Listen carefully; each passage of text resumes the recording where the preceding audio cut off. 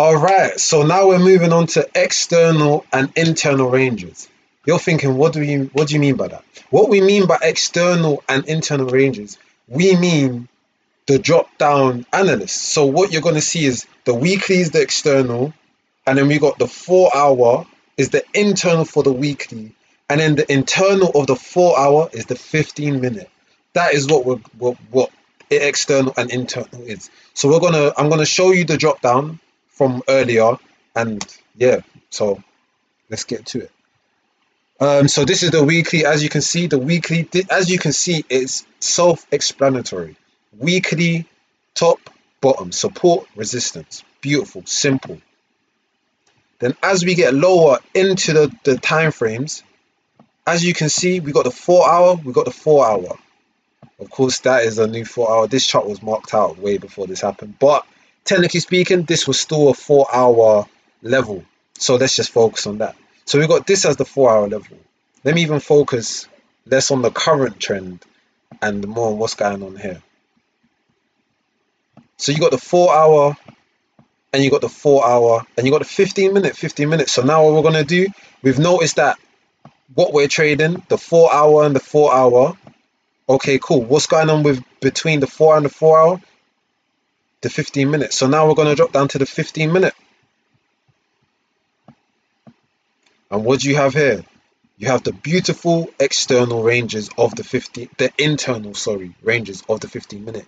You've got your support, you've got your resistance. Of course, it's broke through, but it's come back down and then retested your 4 hour first. So it's broke through it's retested your 15 minute.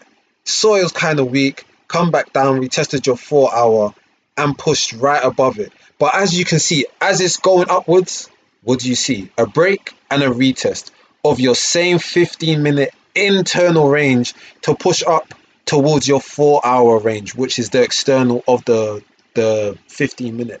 So if any chart you're doing, just remember when you're doing your drop down analysis, it goes from external to internal.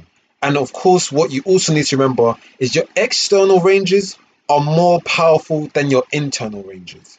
But even on your 15-minute, just something quick for you to know.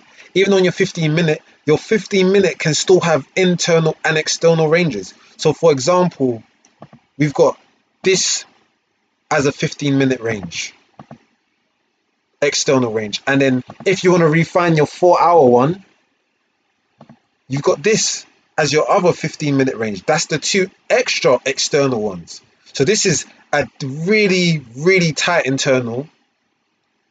And then you got a less tighter internal, but we'll class that as an external on the 15-minute market. And as you can see, the market doesn't exactly touch the refined 15-minute.